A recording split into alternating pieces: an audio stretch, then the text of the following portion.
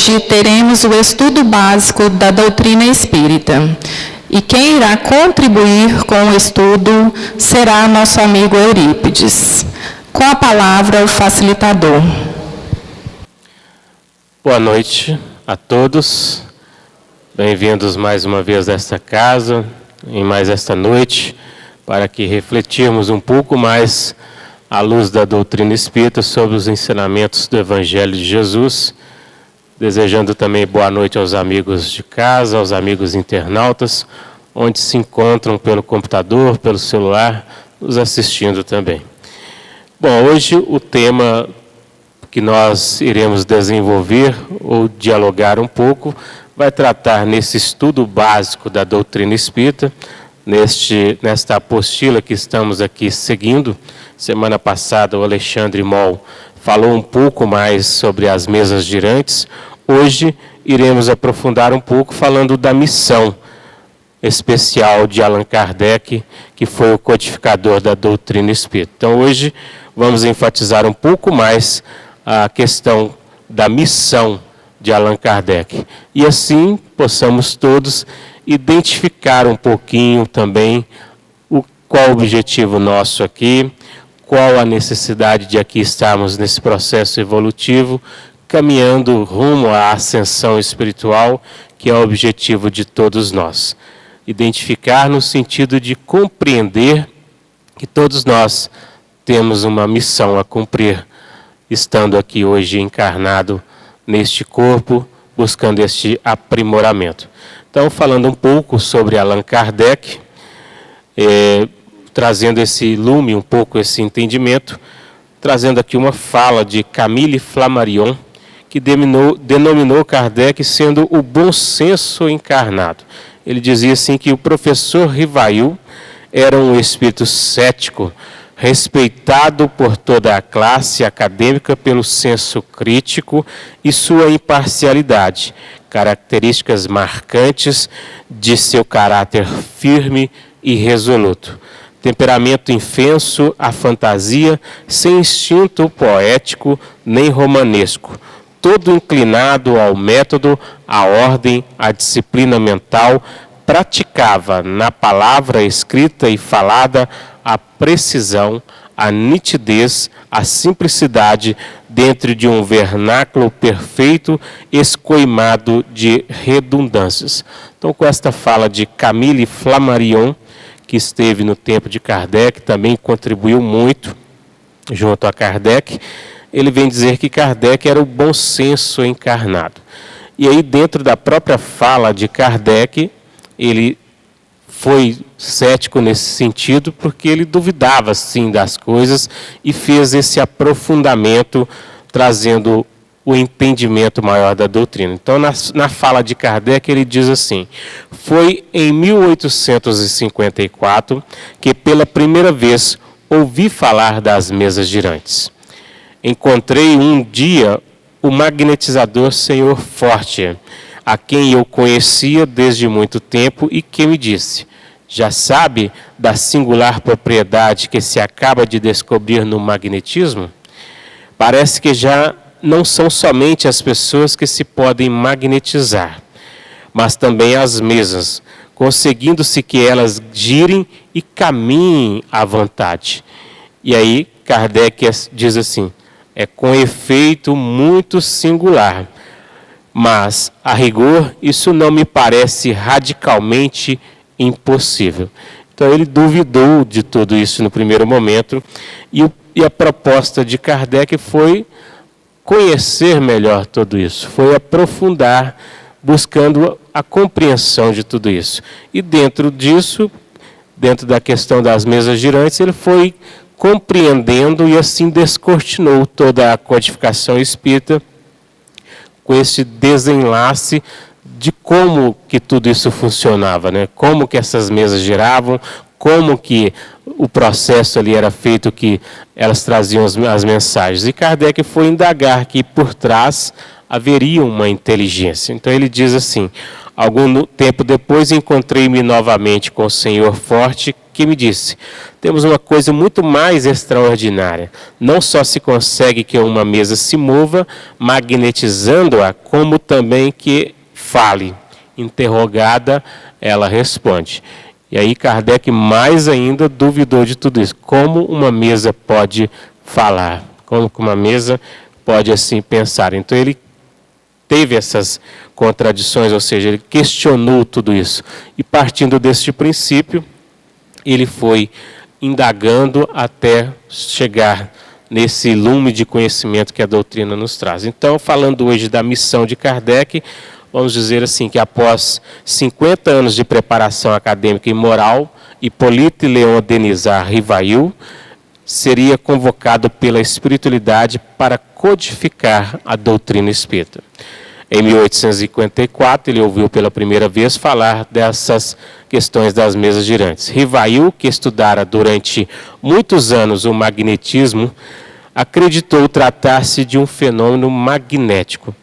É com efeito muito singular, como diz ele, mas a rigor isso não me parece radicalmente impossível. O fluido magnético, como ele coloca, que é uma propriedade da eletricidade, pode perfeitamente atuar sobre corpos inertes e fazer com que eles se movam. Ou seja, a questão do magnetismo, a pessoa que tem isso, ela consegue mover aquele objeto. Então ele dizia, em contato com esse material inerte, consegue se mover. Logo mais tarde, Kardec, no caso Rivail ainda, vai indagando essas questões todas e, como cético, diz a Forte, que apresentou para eles: só acreditarei quando vir e quando me provarem que uma mesa tem cérebro para pensar, nervos para sentir e que pode se tornar uma sonâmbula. E aí Kardec foi indagar tudo isso. Foi fazer esse levantamento, foi apurando, foi conhecendo e foi trazendo à tona, vamos colocar assim, todo esse conhecimento que a espiritualidade superior veio nos trazendo, enfatizando esse processo todo da doutrina espírita. No início do ano de 1855, o senhor Carlotti diz a Rivail que no fenômeno das mesas há influência das almas dos mortos. A 1º de maio de 1855, Rivail presencia uma manifestação espiritual, uma alma evocada pelo magnetizador Carlotti, se comunica através da médium senhora Roger. A despeito de seu ceticismo, rendeu-se à evidência da comunicabilidade dos espíritos. Convencido pela característica inteligente das comunicações, diz Rivail que a honradez da médium e a dignidade do magnetizador produziram em mim súbita conversão à escola espiritualista. Eu tinha dado um avanço para a verdade. Então, a partir deste momento, ele caminha mais, ele avança rumo a esse entendimento da verdade, buscando, de fato, compreender essas manifestações. A 8 de maio, Rivail presencia o fenômeno das mesas girantes, o mais notável acontecimento da minha vida, declara ele. Então, esse para ele foi o mais notável acontecimento que ele havia presenciado. Rivail passou a frequentar as reuniões, no entanto, não se sentia à vontade, pois enquanto muitos se entretinham em questionar os espíritos sobre as insignificâncias do mundo material, perguntando sobre coisas fúteis, ele foi buscar mais a fundo e questionou as questões do espírito, ou seja, as questões da alma. Foi buscando entender tudo isso. Uma noite manifestou-se Zéfiro, declarando-se seu espírito protetor, seu guia espiritual, seu anjo da guarda, a forma como cada um entender. Contou-lhe que o conhecera em uma existência anterior, no tempo dos druidas, na Gália, quando o Rivail se chamara Allan Kardec. Zéfiro revelou a Rivail sua missão de codificador da doutrina espírita, para a qual seria convocado pelo Espírito da Verdade. Certa feita, perguntou a Zéfiro se lhe era possível evocar o espírito de Sócrates. E aí Zéfiro, para espanto dos presentes, A resposta foi positiva. Você já o consulta a miúde mentalmente, ou seja, Sócrates fazia parte da legião dos espíritos da verdade que veio trazer toda a codificação espírita. Então, Kardec, em pensamento, já indagava diretamente a Sócrates. Então, Zéfiro vem e diz isso para ele. Em seguida, receberam através da Túpia a mensagem de Sócrates. A verdadeira filosofia dos espíritos adiantados só poderá ser revelada ao que for digno de receber a verdade. Então, aquele que estiver digno de receber a verdade, a ele seria concedida a verdade nesse sentido, a mensagem do Evangelho. Então, a partir deste momento, dessas indagações, dessas pesquisas, deste levantamento, Kardec vai aprofundando e trazendo o conhecimento espírita. Semanas mais tarde, pergunta o que deve fazer para receber a missão e obtém como resposta. Ele indaga. Mesma coisa de Sócrates, de Paulo de Tarso na estrada de Damasco, perguntando a Jesus, que queres que eu faça? Então, Kardec, indagando aos amigos espirituais, ao Espírito da Verdade, ele pergunta sobre como obter essa resposta da sua missão. E aí, como fazer para caminhar, fazer e receber a missão que lhe estava destinada. E aí, o Espírito da Verdade diz assim: o bem e dispor-se a suportar corajosamente qualquer provação para defender a verdade, ainda que precise beber cicuta. Quem não lembra, beber cicuta, quando se refere, é Sócrates falando para ele, e Sócrates desencarnou através da cicuta, ou seja, foi obrigado a beber cicuta, foi a sua provação final. Então Sócrates coloca isso para Kardec, o Espírito da Verdade traz isso, mostrando que Kardec, de toda a forma, ele teria que se entregar de fato, entender todo esse processo. Kardec, assim, insiste em saber se está apto ao cometimento, ou seja, se está de fato apto a desenvolver essa missão. E a resposta para ele foi a seguinte: a nossa assistência não te faltará, mas será inútil se não fizeres o que for necessário. Suscitarás contra ti ódios terríveis, inimigos encarniçados se conjurarão para a tua perda. Ver-te-ás a braços com a malevolência, com a calúnia, com a traição mesma dos que te parecerão os mais dedicados. Terás de sustentar uma luta quase contínua, com sacrifício de teu repouso, da tua saúde, da tua vida. Olha a resposta, se ele estaria apto a desenvolver essa missão.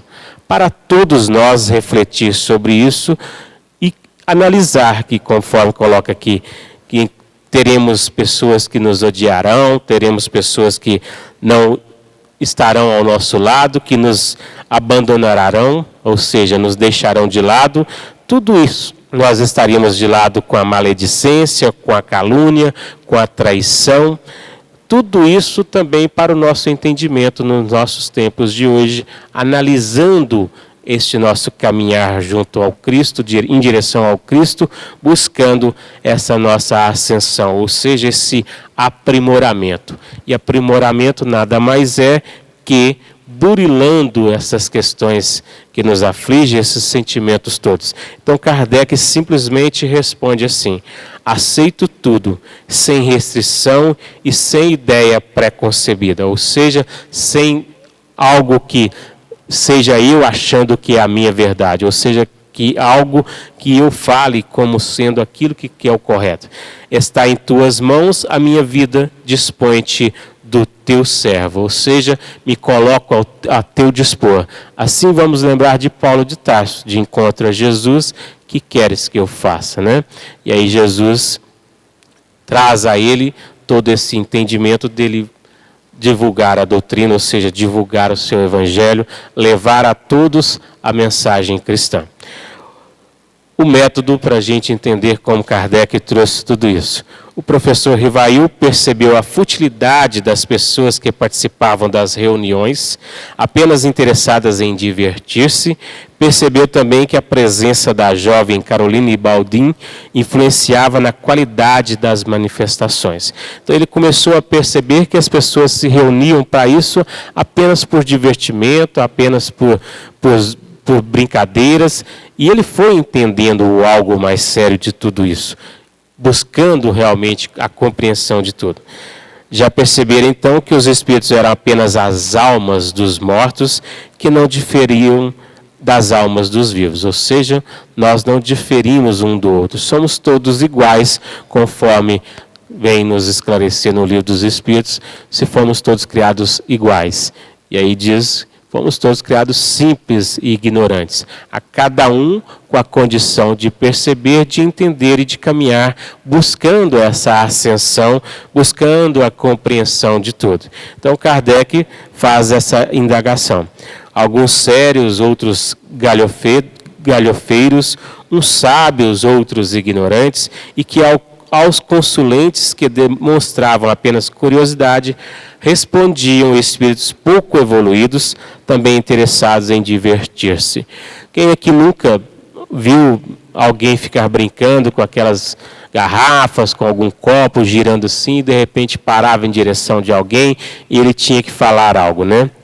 Então, houve-se há muito tempo essa brincadeira e aconteceu de espíritos manifestarem. É o que estava sendo feito assim. Eles levaram isso de qualquer maneira, de certa forma de brincadeira, não levando isso a sério, não indagando de fato o que realmente estava por trás de tudo isso. Então a missão de Kardec foi de fazer um levantamento mais profundo, ou seja, trazer esse entendimento maior à doutrina, mostrando que as questões maiores de tudo isso estavam muito mais além do que aquelas brincadeiras de tudo isso.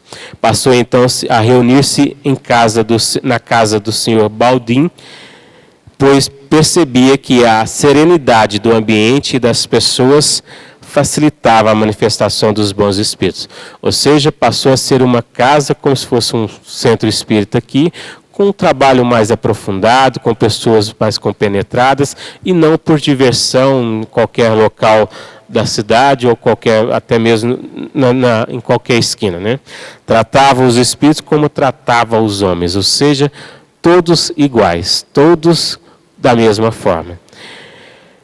O professor Rivail utilizou para a composição do livro especialmente as médiuns Caroline Baldin, de 18 anos, Julie Baldin, também de 14, e Ruth Jaffe, que auxiliou especialmente na revisão da obra. Então ele teve todo o amparo, o apoio desses médiuns que a espiritualidade encaminhou para que o trabalho viesse a acontecer. Quem propôs a obra foram os guias, o professor Rivail e Roque, um também que auxiliou Kardec. Amarrava-se o Roque na túpia, cesta de vime. A túpia era uma cesta, como se fosse um livro aqui, amarrava o lápis ou a caneta, e esse livro ia movendo-se, ia se escrevendo, ou seja, essa cesta ia se movendo e ia escrevendo.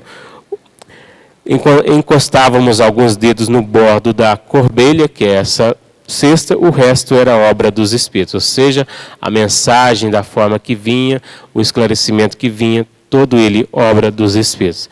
Zéfiro, o mentor espiritual de Kardec, nosso espírito familiar, riscava as respostas dos consulentes, a casa se enchia de curiosos, num ambiente de alegria, sem formalismos.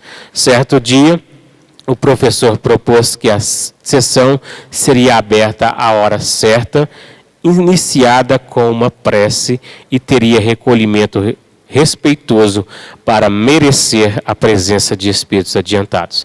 Assim, passou a ter realmente um processo mais aprofundado, passou a fazer o que a gente faz aqui antes de qualquer reunião, uma prece, solicitando o amparo espiritual, para que ali manifestasse de fato aqueles mais esclarecidos que estivessem ali com a proposta realmente de falar a verdade, de trazer a lume todo o entendimento do bem. Algumas vezes Kardec, no caso o professor Rivail, recusou lições. Ele discutia com os espíritos como se fossem homens, ou seja, ele indagava, não aceitava o que não estivesse conforme a razão, conforme esse entendimento. Nas sugestões mais sérias, quando surgia um impasse, evocava o Espírito da Verdade, que muitas vezes deu razão ao senhor Rivail, ou seja, ele sempre indagando aquele Espírito que manifestou, e ele evocava assim o Espírito da Verdade que vinha, estava muitas das vezes a favor de Kardec, devido ao que ele indagava. A conselho dos próprios espíritos, outros médiuns, mais de 10, foram utilizados para confirmação das orientações espirituais. Então, Kardec teve outros médiuns preparados, que foram, assim, colocados à sua disposição pela espiritualidade para auxiliar em toda a codificação. Era indispensável que nada ficasse incorreto, obscuro, duvidoso. Então, por isso, todas as indagações, todos esses questionamentos. O mestre Leonês tinha plena consciência do alcance moral da nova doutrina e de sua missão. Ele tinha consciência que aquilo tomaria uma proporção muito grande.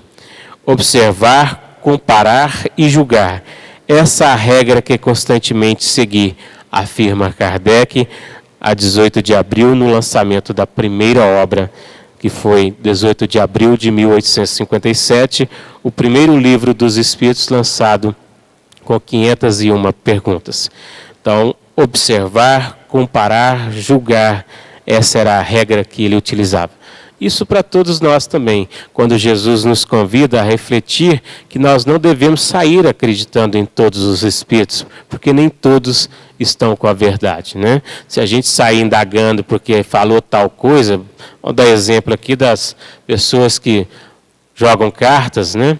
E aí a gente vai lá, porque muitas das vezes é suposições para tentar nos enganar ou tentar nos ganhar, para que a gente possa continuar persistindo naquilo. Então, por isso Jesus já dizia, não acrediteis em todos os espíritos, porque nem todos são de Deus. E ele já dizia que teriam falsos cristos e falsos profetas pregando em seu nome, né? Falando em nome de Jesus. Manhã de primavera na Europa, bem cedo, chegara à livraria Dentu, no Boulevard des Stalin, em Paris, uma carruagem trazendo os 1.200 exemplares da primeira edição de O Livro dos Espíritos para a divulgação da verdade revelada pelos Espíritos. Então, numa manhã de primavera na Europa, na França, 18 de abril de 1857. O livro já era esperado, muitas edições de obras sobre essas mesas girantes, mesas falantes, mesas que dançavam, vinham sendo editadas. Então já haviam muitos desses livros falando dessas mesas girantes já nas livrarias. O público já não se interessava mais por essa literatura. O Livro dos Espíritos, no entanto, já era conhecido da senhora Melanie Dentu e do gerente Clemente, que sabiam tratar-se de obra edificante e serena. Esses são os proprietários, gerentes da livraria Dentu, no Palácio Royal, em Paris, onde foi lançado o Livro dos Espíritos. À tarde, quando Allan Kardec chegou à livraria, foi recebido efusivamente. Mais de 50 exemplares já haviam sido vendidos, além dos volumes doados como propaganda, como meio de divulgação. À noite, o professor Rivail, sua esposa Gabi, recebem em seu modesto apartamento, a Rua de Martiri, número 8, as pessoas envolvidas na edição do livro. Então, à noite, depois do lançamento do livro, ele foi receber na sua residência todos aqueles envolvidos na divulgação da doutrina. Emily Charles Baldwin estranha a mudança do nome do livro, que se intitularia Religião dos Espíritos. Kardec assim explica que esse nome provavelmente seria vetado pela censura. E aí Além do mais, o Livro dos Espíritos é apenas a primeira página da religião dos Espíritos. Por outro lado, o nome Livro dos Espíritos tem significado assim mais abrangente. As pessoas pensarão que se trata do livro de autoria dos Espíritos, o que é uma verdade, porém o verdadeiro significado é o livro que trata dos Espíritos. Assim Kardec esclarece o porquê mudou o nome que para essa médium Emily Charles ela achou que seria o nome Religião dos Espíritos. Por isso, a doutrina espírita não se trata apenas de uma religião. Por isso, Kardec vem desenvolvendo tudo isso, mostrando que se trata de um tríplice aspecto, de uma filosofia, de uma doutrina, de uma religião, ou seja, de uma filosofia, de uma ciência e de uma religião, conforme nós já falamos a outro estudo anterior. Então, Kardec fala aos presentes sobre cada passo das revelações e de como se envolveu com a missão. E aí ele narra para todos como de fato ele se envolveu nessa missão, trazendo, através do Espírito de Verdade, toda a codificação espírita. Muita emoção envolve a todos, conscientes da verdadeira missão assumida pelo professor Rivail, bem como da extraordinária importância da obra que acaba de vir a lume. Rivail faz uma comovida prece que emociona. Hermas Dufour recebe a extensa e profunda mensagem de São Luís, que diz para motivar os presentes em outras coisas. E aí, com a mensagem através da médium Hermas Dufour, São Luís diz assim: sabemos que nos cumpre vencer o principal inimigo da verdade, o materialismo. A luta, pois, cada um de nós em seu setor, combatamos todos, sem hesitação. A rancor oposicionista. Batalhemos todos, sem temor, contra a rotina retardatária. Guerreemos todos, sem arrefecimento, a perseguição. Mas, na luta, empreguemos somente as armas nobres dos cavaleiros da verdade. A humildade, a prudência, a tolerância, a persistência. Sim, essas são as nossas armas. Essas são, de fato, as armas que Jesus nos convida a trabalhar, né? Quando ele diz assim, que dê ao outro o que queres para si mesmo, ou seja, dando a outra face. Assim, nós já vamos tentando trabalhar melhor todas essas virtudes que nós temos que construir em nós. Trabalhar isso para fortalecer o nosso ser espiritual rumo a esse crescimento evolutivo de todos nós. Então, quando São Luís coloca para nós que a prudência, a tolerância e a persistência, a humildade são as nossas armas. Como assim, né? Quando Jesus nos convida a refletir sobre fazer ao outro o que quer para si mesmo, já nos convida a ter a humildade, a ter também nisso a tolerância, a ter também a persistência. Porque quando a gente persiste nisso, continua fazendo, a gente está galgando novos passos, está crescendo. E ter prudência, porque quando se quer para o outro o que se quer para nós mesmos, nós seremos mais felizes. Na batalha da luz contra as trevas, outras não são permitidas que as do Evangelho. Então, na batalha da luz contra as trevas, não é permitido senão o Evangelho. Ou seja, colocar em prática o que já aprendemos. Conforme Emmanuel nos diz assim, que se nós já temos, que seja uma semana de doutrina, nós já temos o Evangelho em nós. Cabe-nos compreender tudo isso e começar a realmente a buscar uma vida pautada no bem. Que conforme Kardec, na pergunta 642 aqui do Livro dos Espíritos, coloca para nós, quando ele pergunta assim: se bastará para o homem apenas não fazer o mal para ser agradável a Deus? E aí os Espíritos respondem assim, que não basta apenas não fazer o mal, mas fazer o bem no limite de nossas forças. Porque, na verdade, nós estamos aqui para quê? para exercer o bem, para transformar aquilo que já fomos no passado, das questões relativas aos erros, aos equívocos que ainda trazemos dentro desse nosso orgulho, dentro desse nosso egoísmo, modificar tudo isso e começar a galgar novos passos. Assim Jesus nos convida quando Ele nos pede para amar-nos uns aos outros, né? Então, Kardec vem nos mostrar, através da codificação, mostrando esse passo rumo a essa ascensão espiritual. Mais de 100 exemplares do Livro dos Espíritos já se foram neste primeiro dia, doados ou vendidos, assim diz Kardec. Cada volume será um grão de vida nova lançado ao coração de um homem velho. Se algumas sementes caírem em corações maduros, haverá, por certo, gloriosas ressurreições. 1.200 sementes da verdade serão lançadas no terreno da opinião. Se uma só frondejar, nosso esforço não terá sido em vão. Ou seja, quando ele diz isso, se apenas um compreender esse entendimento, esse ensinamento, para nós já valeu a pena. Mas quando ele coloca assim, cada volume será um grão de vida nova, lançado ao coração de um homem velho, assim nós vamos voltar na parábola do semeador, quando Jesus nos convida a compreender as espécies de terrenos que nós estamos galgando ao longo da nossa existência. Ou seja, se nós já estamos abertos ao entendimento e ouvimos a palavra de Jesus, ou seja, a verdade, o Evangelho, nós já despertamos para essa luz, para esse entendimento e já caminhamos com mais serenidade, com mais prudência, com mais compreensão.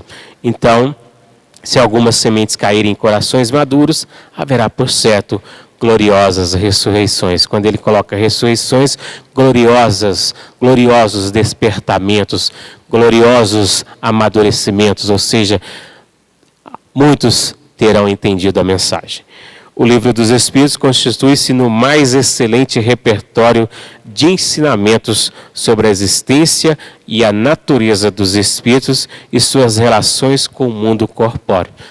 Tudo para a gente entender, conforme na pergunta 459, quando Kardec questiona aos amigos espirituais se os espíritos nos influenciam. De tal maneira, eles nos respondem que eles nos dirigem. Se influenciam sobre as nossas ações e sobre os nossos atos. E eles respondem que de tal maneira que eles vos dirigem. Assim nós precisamos ter aquele momento de parar, pensar, refletir sobre os nossos atos, sobre as nossas atitudes, sobre a vida que levamos. Porque se a gente começar a dar entendimento aos pensamentos que chegam, as questões que são nos colocadas, nós vamos buscar um entendimento maior e começar a discernir por que isso está vindo à minha mente. Eu não quero isso para mim, eu não preciso pensar nisso. E a gente começar a deixar isso de lado e fazer conforme Santo Agostinho nos convida a refletir, conhecer-nos a nós mesmos. Porque quando nós passarmos a compreender quem realmente somos, nós vamos começar a entender quando Jesus convida-nos a refletir, orai, vigiai. Ou seja, orai, quando a gente ora, a gente entra, quando Jesus fala assim, no nosso quarto íntimo, no mais íntimo do nosso ser, a gente eleva o nosso pensamento, eleva a nossa vibração, a gente consegue sair dessa sintonia pesada desses irmãos que não nos querem o bem, que não nos querem que cresçamos, que nós não evoluímos, porque eles ainda estão nesse processo de não abrir sua mente, ou seja, conforme aqui Kardec colocou, sementes que caiam em corações já maduros, ou seja, despertados. Então, se a gente começar a buscar nesse entendimento que a prece eleva-nos o sentimento e o pensamento a Deus, nós vamos fazer o que Jesus nos convida. Vigiai e orai. Vigiai o quê? Os nossos pensamentos, os nossos sentimentos, as nossas atitudes, as nossas ações. Quando uma situação que não nos convém, exemplo no nosso dia a dia, dentro do lar, ficar nervoso com algo assim que foi à tona e aí começa a xingar à toa. primeiro parar, pensar, refletir e fazer aquilo que Jesus já nos convida de dar a outra face. Há um ditado que diz que quando um não quer, dois não brigam. Se a gente for bater de frente com o outro nervoso, serão dois brigando e aí o desentendimento será com certeza muito grande. Então Kardec questionou muitos espíritos manifestantes desencarnados e recebeu milhares de informações de outros centros espíritas, das mais diversas partes do mundo. Então, diversas partes do mundo mandavam mensagens para Kardec. Analisou-as, ponderou-as, selecionou, classificou e abandonou muitas delas por suas características duvidosas. Aproveitou apenas o que era lógico e racional, com bom senso e espírito crítico. Então foi muito bem analisado, foi muito bem interpretado, foi muito bem conduzido através do Espírito da Verdade, Kardec, para trazer à tona todas essas mensagens da codificação. Composto de perguntas num encadeamento de ideias perfeito, o Livro dos Espíritos foi organizado em sua primeira edição, 18 de abril de 1857, com 501 perguntas. Perguntas e respostas em 913 itens. Em 18 de março de 1860, foi publicada a segunda edição, revista e ampliada, com 1.019 perguntas e respostas em 1.193 itens. Divide-se o Livro dos Espíritos em 4 partes que, mais tarde, desenvolvidas, originaram as 4 obras da codificação. Ou seja, dentro dos 4 livros que compõem o próprio Livro dos Espíritos, o primeiro livro dos Espíritos compõe o Livro dos Médiuns, o segundo livro, o livro Evangelho segundo o Espiritismo, o terceiro, o Céu e o Inferno, e o quarto livro compõe a Gênesis, ou seja, o próprio Livro dos Espíritos com toda a codificação envolvida, que é o Pentateuco Espírita, que é o Livro dos Espíritos, a Gênese, o Evangelho segundo o Espiritismo, o Livro dos Médiuns e o livro O Céu e o Inferno. Outras obras que vieram depois, que tem, por exemplo, o livro que é o Espiritismo, tem também o livro Obras Póstumas, que foi publicado justamente após a morte, ou seja, após o desencarne de Kardec, através da sua esposa, que veio e trouxe todo, organizou tudo e publicou este livro, Obras Póstumas. Divide-se, igual eu falei, em 4 partes que compõem a codificação. A primeira parte trata das causas primárias, Deus, o universo, a criação.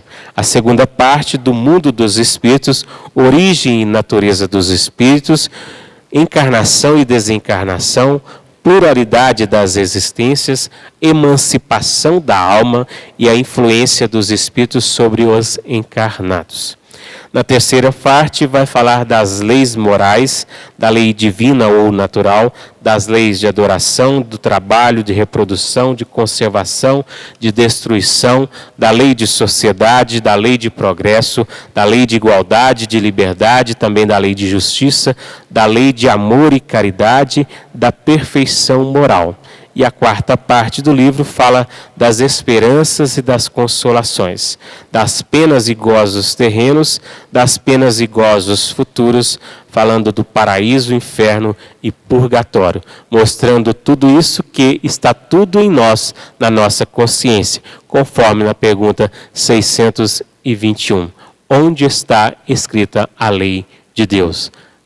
Em nós mesmos, ou seja, na nossa consciência. Então, toda a lei de Deus, dentro de todas essas leis que nós falamos aqui agora, do trabalho, da reprodução, da conservação e etc., toda a lei moral, ou seja, toda a lei divina ou natural, escrita na nossa consciência.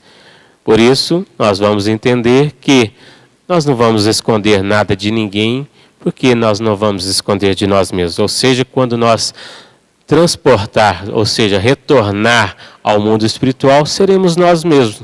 Ninguém vira santo da noite para o dia, ninguém vai evoluir porque morreu, nada disso. Por isso, esses ainda imperfeitos, dentro da sua ignorância, ainda continuam agindo erroneamente, fazendo o mal tentando também nos atrapalhar a caminhar, a seguir. Mas, conforme nós temos livre-arbítrio, ou seja, livre escolha, responsabilidade pelas nossas ações, pelos nossos atos, conforme falei na pergunta 459, se eles nos influenciam e nos dirigem, cabe a nós discernir tudo isso e começar a analisar tudo isso e começar a cortar essa sintonia através dessa vibração, através desse orar e vigiar que Jesus nos convida. Em O Livro dos Espíritos estão contidos os princípios fundamentais da doutrina espírita, em seus 3 aspectos, científico, filosófico e também religioso, tais como transmitidos pelos próprios espíritos, verdadeiros autores, pelo que não se considera a obra de um homem. Portanto, Allan Kardec, mais da espiritualidade, cabendo ao codificador a incumbência de classificar, selecionar e organizar os itens em uma sequência lógica. Isso coube a ele, porque fisicamente foi necessário alguém para que fizesse isso. Então, coube a Kardec essa missão de organizar, de selecionar, de codificar toda a doutrina. Mas, conforme entendemos, é uma obra dos Espíritos, é uma obra da espiritualidade, do Espírito da Verdade. É um livro que abre novas perspectivas ao homem pelas interpretações que dá da vida sob o prisma das leis divinas, eternas e imutáveis, pela revelação clara e objetiva das vidas sucessivas, num processo contínuo de crescimento na busca do aperfeiçoamento através do aprendizado constante e contínuo pelo trabalho, pelas provas e pelas expiações. Assim, vamos compreendendo o porquê aqui estamos quando nós vamos decifrando, ou seja, nós vamos estudando, nós vamos buscando através desse manancial de luz, desse conhecimento que a doutrina espírita nos traz acerca do Evangelho de Jesus, para nos envolver, nos mostrar esse caminho a seguir rumo a essa construção evolutiva nossa, que é o passo conforme Leon Denis, no livro O Porquê da Vida, no capítulo Justiça e Progresso, ele nos diz que a ascensão espiritual de todos nós, ela é para todos, independentemente se querem ou não. Nós podemos, conforme disse, dentro do nosso livre-arbítrio, escolher ou não caminhar com isso. Mas o sofrimento dia virá. A porta vai estar sempre nos cobrando para passar. Ou seja, estaremos sempre cobrados para seguir, para caminhar. E assim nós vamos entendendo tudo isso. Seus ensinamentos conduzem o homem à redescoberta de si mesmo, fornecendo-lhe recursos para que compreenda sem mistérios quem é, de onde veio e para onde vai. Tudo isso contido neste manancial que a doutrina espírita nos traz. Quem nós somos? De onde nós viemos? Para onde nós vamos? Qual é a condição que eu quero estar para voltar para esse lugar de onde vim? O porquê das aflições aqui? O porquê que eu sofro? O porquê que uns nascem defeituosos, outros nascem no palácio, outros nascem na favela? Por que de tudo isso? Vem a doutrina nos mostrar que, de acordo com aquele passado, de acordo com aquilo que nós construímos, ou seja, de acordo com a nossa semeadura, conforme Jesus nos convida a refletir sobre semear, porque conforme é nos dito, ninguém vai plantar maçã esperando colher laranja. Ou seja, a cada um segundo as suas obras, a cada um segundo aquilo que edificou. Por isso, ao chegar de lá, seremos reconhecidos não porque nós fomos médicos aqui na Terra, não porque nós fomos sei lá o que for, seremos reconhecidos pelas nossas ações, seremos reconhecidos pelos nossos atos, pelas nossas atitudes, por aquilo que nós edificamos. Quando Jesus nos convida a refletir sobre a proposta de semear, semear na onde? Semear de que forma? Dentro do sentimento do outro. porque conforme ele nos coloca aqui, nós temos que parar para refletir sobre a outra face. Se eu chego de frente com outro que já está nervoso e ajo do mesmo jeito, eu estou entrando naquela vibração, naquela sintonia, eu estou mantendo a mesma coisa, eu não estou edificando algo diferente, eu não estou mostrando o que eu posso construir de verdadeiro nisso tudo. Então, o conhecimento do Espiritismo deve partir das 5 obras básicas, codificadas por Allan Kardec, cuja publicação se deu na seguinte ordem. 1857, o Livro dos Espíritos. O Livro dos Médios, ou Guia dos Médios e dos Evocadores, 1861. O Evangelho segundo o Espiritismo, 1864. O Céu e o Inferno, ou a Justiça Divina segundo o Espiritismo, 1865. E a Gênese, os Milagres e as Predições segundo o Espiritismo, em 1868.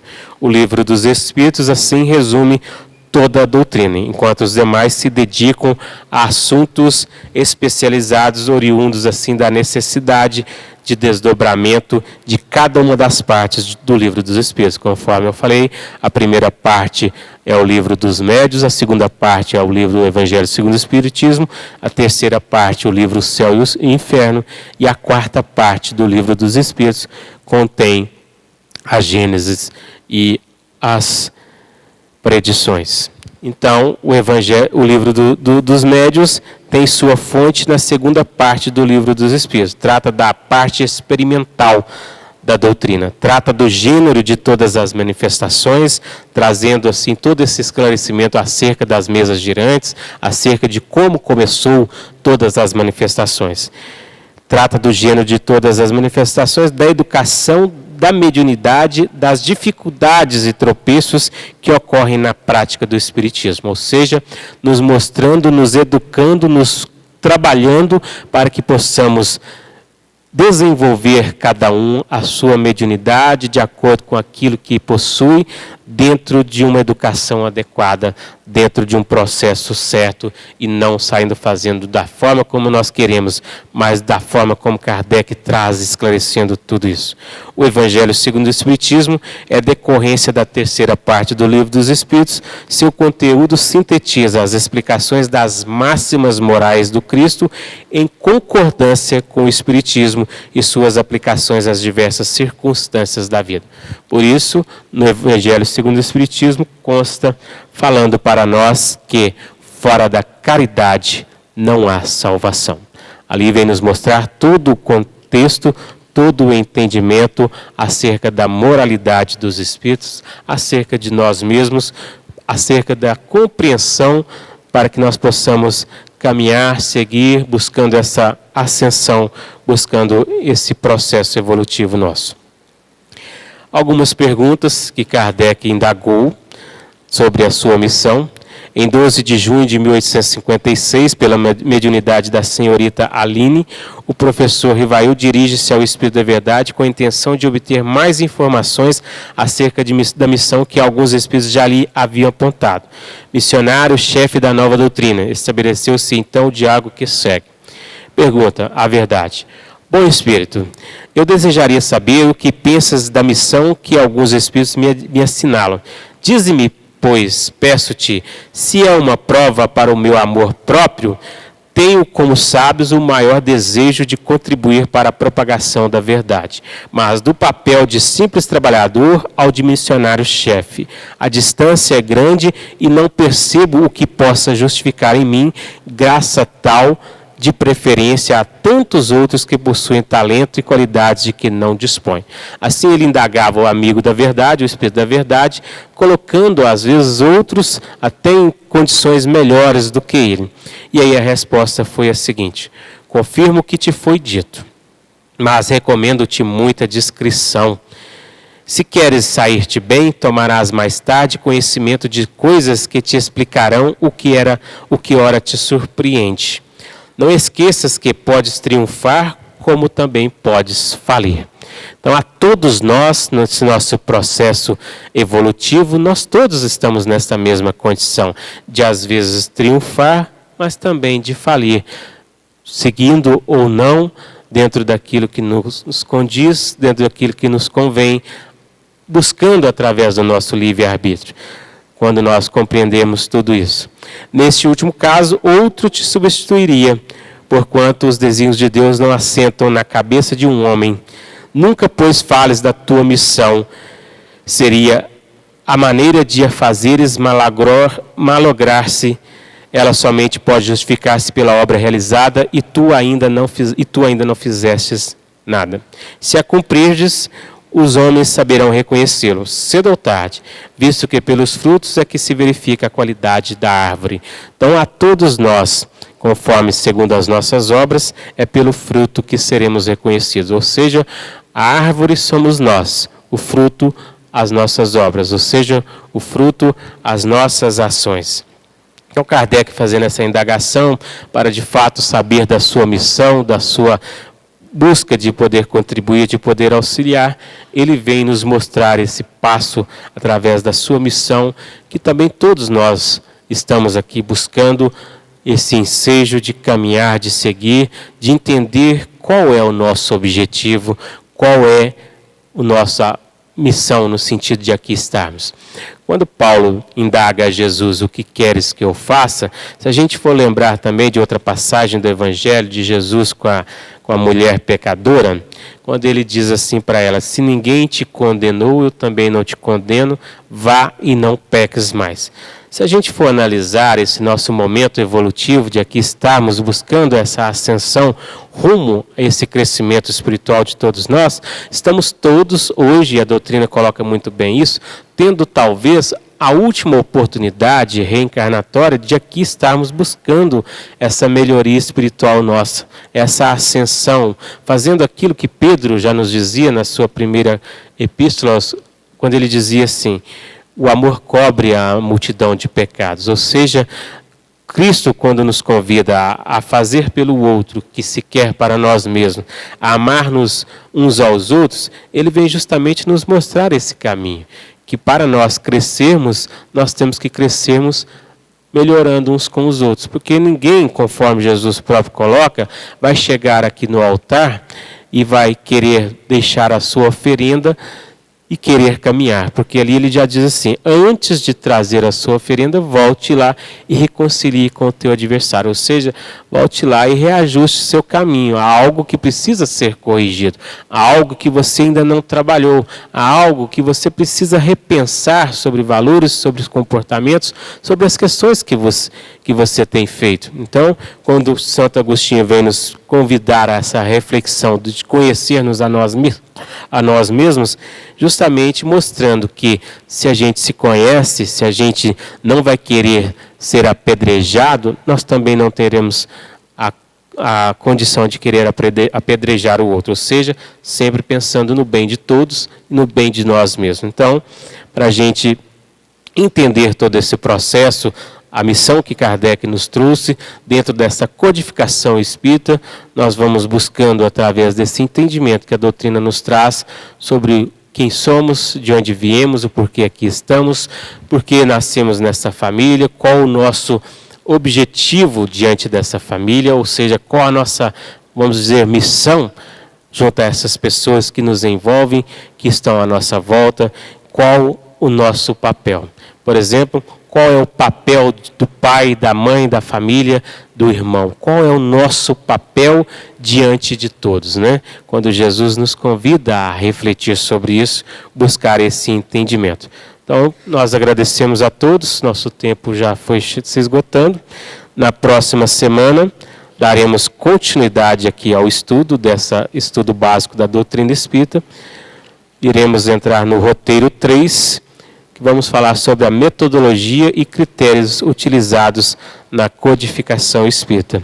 Quem estiver seguindo o livro, que é o ES, de Estudo Sistematizado da Doutrina Espírita, estamos com o tomo 1, iremos entrar no módulo 2, roteiro 3, a codificação espírita. Mais agradecemos a todos pelo carinho de sempre, espero que tenha dado para o entendimento de todos, para que possamos todos aí sair daqui, refletir um pouco mais, buscar compreender. E fica a sugestão, estudar sempre. A doutrina espírita é um manancial de esclarecimento para nós entendermos o porquê de tudo. Não estou dizendo que nós temos que nos tornar espíritas só porque estamos buscando a leitura, mas pelo menos conhecer a verdade, pelo menos conhecer de fato o que nós somos. E cada um segue aquele caminho dentro da religião que escolheu, mas que precisa conhecer mais. Não ficar acreditando em certas coisas, porque, igual fala, por exemplo, do céu e o inferno, que morrendo quem fez o mal vai para o inferno, quem foi bonzinho vai para o céu. É de acordo com as nossas ações, é de acordo com a nossa consciência.